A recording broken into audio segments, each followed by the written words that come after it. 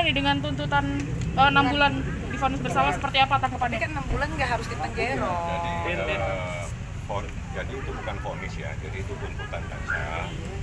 Dia menyatakan bahwa Nikita terbukti melakukan penganiayaan dengan dituntut supaya dituntut 6 bulan, tapi tidak menjalani hukuman. Itu namanya percobaan. Sebetulnya yang menjadi titik permasalahan itu pengakuan dari jaksa sendiri. Itu yang kami soroti, bahwa dia mengakui memang tidak ada permasalahan antara Nikita dengan pelapor Ahmad Ibrahim. Itu satu. Itu sudah jelas bahwa dia hanya bermasalah dengan seseorang yang bernama Kito. Yang kedua, bahwa terjadi hubungan di antara mereka dan sebagainya. Nah, di sini jelas sekali bahwa ini tidak ada penganiayaan antara niatan dari Nikita terhadap seseorang yang bernama Ahmad Ibrahim tersebut. Itu adalah dari urean jaksa tadi seperti itu. Jadi intinya jaksa sendiri menyatakan bahwa tidak jelas unsur penganiayaan yang diatur di dalam undang-undang, sehingga dia menggunakan jurisprudensi. Nah, di sini dia menyimpulkan bahwa tidak ada niatan ya Nikita untuk melakukan penganiayaan, tapi betul dia melempar terhadap seseorang yang bernama Kiproi terkait dengan beberapa permasalahan. Yang kedua, bahwa setelah lapor itu ada sebuah kalimat bahwa perkara ini seharusnya ada di dalam laci-laci, tidak harus disidangkan.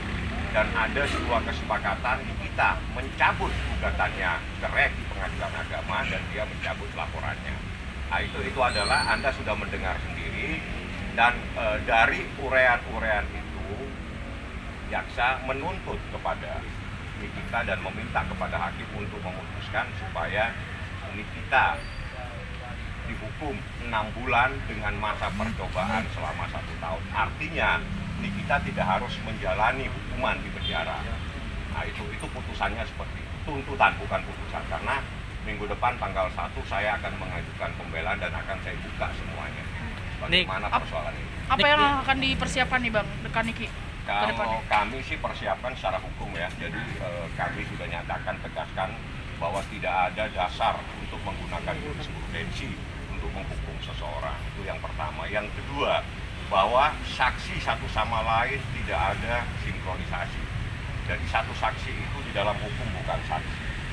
Ya, itu adalah fakta. Karena hanya dia sendiri yang menyatakan terjadi pemukulan. Sedangkan 3 saksi yang lain tidak tahu menahu. Itu secara hukum. Jadi di Indonesia tidak mengenal yang namanya jurisprudensi dijadikan dasar untuk menghukum. Karena apa? Secara tegas dia menyatakan tidak jelas apa yang dimaksud penganiayaan di dalam KUHP. Artinya jaksa sendiri paham bahwa sebetulnya nggak tahu ini permasalahan apa, apakah penganiayaan atau bukan, sehingga dia mencari beberapa dasar hukum untuk menghukum seseorang. Yang begini sebetulnya tidak benar. Gitu. Jadi kalau mau menghukum seseorang, pakailah dasar hukum yang jelas supaya memberikan perlindungan dan kepada masyarakat para pencari keadilan. Seperti itu. Nanti kami akan bongkar semua bagaimana sebetulnya persoalan ini secara hukum. Karena penganiayaan itu ada unsur-unsurnya, ada akibatnya.